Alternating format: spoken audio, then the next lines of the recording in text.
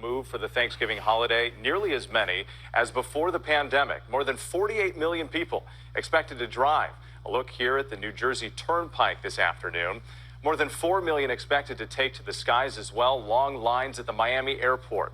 But this week, travelers are also confronting the highest gas prices in years and COVID rules at the airports. ABC's transportation correspondent Gio Benitez with the holiday rush. Tonight, more than 48 million Americans hitting the road for Thanksgiving, part of the biggest holiday travel rush since the pandemic began. We started at 9:30 p.m.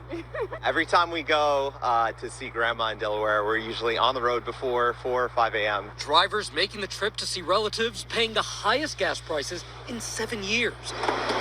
The average for a gallon of regular soaring to $3.40 a gallon. More than $1 higher than just a year ago when demand was lower because of the pandemic. Prices in the Northeast jumping 60% and approaching $5 a gallon in California. Millions more packing airports for the holiday. It's nice to be able to kind of freely go wherever you want. We're going over there to visit my sister and then from there go to Disney World. We're super excited. The TSA screening more than 2 million travelers a day. Look at all these people enchanted, man. You know? Look at all these people enchanted for the sake of vanity, to travel. There to visit my sister and then from there go to Disney World. We're super excited. The TSA screening more than 2 million travelers a day for the past week. Kind of freaking out a little bit about worrying about getting to my plane on time. The TSA says it expects Sunday to be the busiest travel day of the year as people head home, with an estimated 2.4 million passengers catching flights. Parking lots filling up at some major airports, with customers told to reserve spots ahead of time. As for the weather, travelers can expect clear skies and no major storms impacting their plans. And Whit, if you're driving for the holiday, the best times to get on the road are tonight after 9 p.m. or tomorrow morning before 11. Whit. Gio, we appreciate the tips. Thank you. Shalom. Shalom. Kalalayim. Allahayanawa, Yahawah, Bahasham, Yahawashi, Bahasham, Rawchaa, Qadash. Double honors to the apostles and elders of Great Millstone who teach well and rule well. Peace and salutation to the Akim, the fellow laborers, the hopeful elect, pushing this truth at risk of their own lives throughout the four corners of the earth. To the Aqua, the listening and learning, Shalom. It's your brother Shema from the Pillars of Benjamin camp here in Toronto with another lesson. And we'll get right into it. Vanity of vanities, right? These 2/3, these heathen nations, all enchanted, man, masking up and drinking the serpent piss for vanity, man. Ecclesiastes 1, verse 2, vanity of vanities. As a matter of fact, verse 1, the words of the preacher, the son of David, king in Jerusalem. King Solomon wrote this book, the book of Ecclesiastes. These are his words. Vanity of vanities, saith the preacher. Vanity of vanities. All is vanity. Right. And what does vanity mean? Empty, man. Empty. Right. The heart of the fool is in the house is in the house of mirth. Grab that scripture too, man. Ecclesiastes 7 verse 4. The heart of the wise, who's the wise? The elect. Heart being mind, the mind of the wise, is in the house of mourning. Right. And why is the elect, the election, why is your mind state in the house of mourning, man? Because it's nothing but vexation of spirit out here, man. Right? Doesn't it say 2 Peter? Vexed with the filthy conversation of the world, delivered just slot. Let's get it. I don't want to butcher it. But yeah, this is the mind state of 2/3 of our people out here, man. You know what I mean? And it's a vexation of spirit.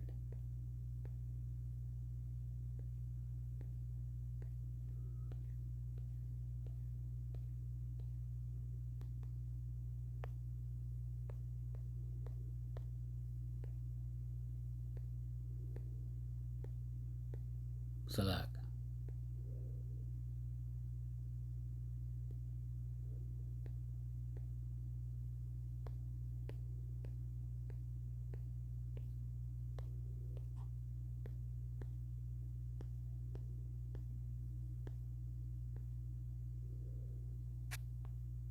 Salak.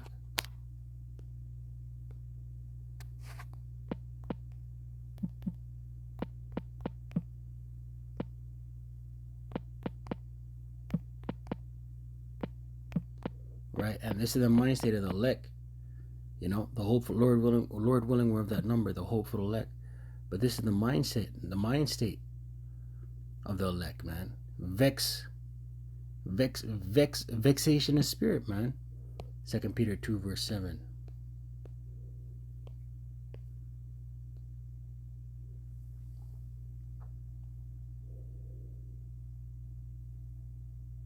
Second Peter 2 verse 6. And turning the cities of Sodom and Gomorrah into ashes, condemn them with an overthrow, right? And the Most High Yahawashi destroy the ancient cities of Sodom and Gomorrah with fire and brimstone, right?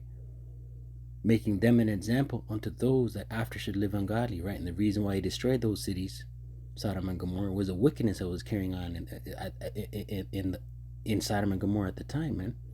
And America the Great is spiritual Sodom, spiritual Egypt.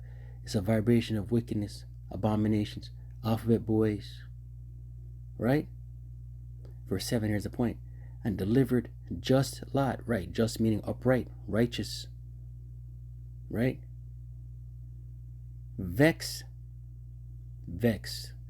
with the filthy conversation meaning lifestyle, filthy lifestyle, way of life of the wicked, right? And that's why the elect is in a mind state of mourning, man, while the fools are in a mindset of mirth, right?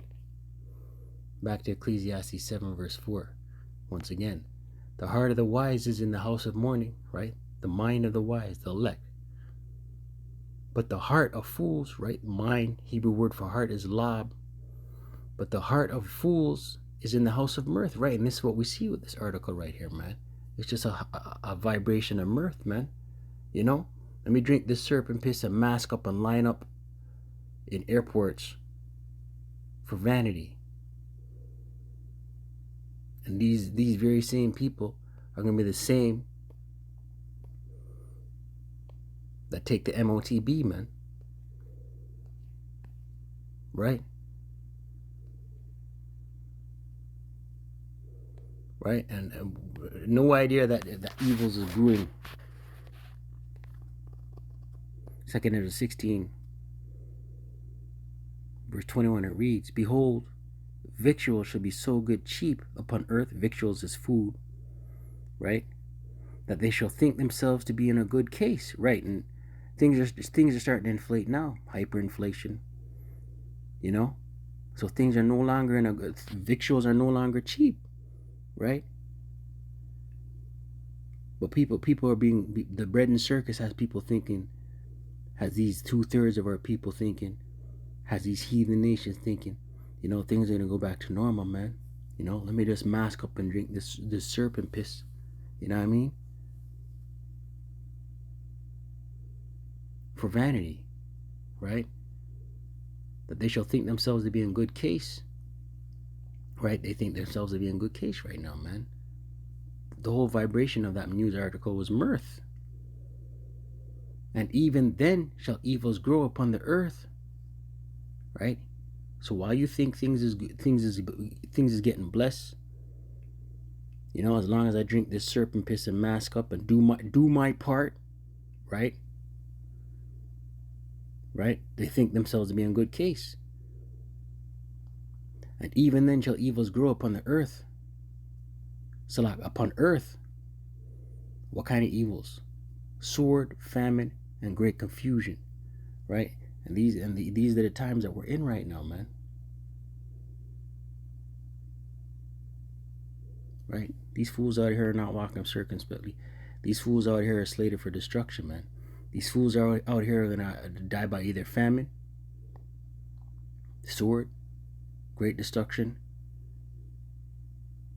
plague, close out. This scripture been coming out a lot lately, man. Ephesians 5, verse 15. See then that ye walk circumspectly, right? Head on swivel, observing all things with your spiritual lenses, with your spiritual eye. Not as fools, but as wise, right? And it's only the elect out here that are wise. Redeeming the time, because the days are evil, right? And we're in those times, man. Evil times, man. But we know it's the Lord's will. Verse 17. Wherefore be ye not unwise, but understanding that the will of the Lord is, right? Ultimately, we know this is the will of the Most High Yahawashi. The good and the bad. As a matter of fact, let's close out. The Most High is in charge of all things. Isaiah 45, verse 7. And it reads, I form the light and create darkness, right? The Most High Yahawashi. I make peace and create evil, right? The Most High Yahawashi. I, the Lord, all caps, Yahawah, do all these things, right? The Most High is in control of all these things. The good and the bad. The light and the darkness. The peace and the evil. Stay prayed up, pray without ceasing. Kwame Ashravala. Wa abad babal.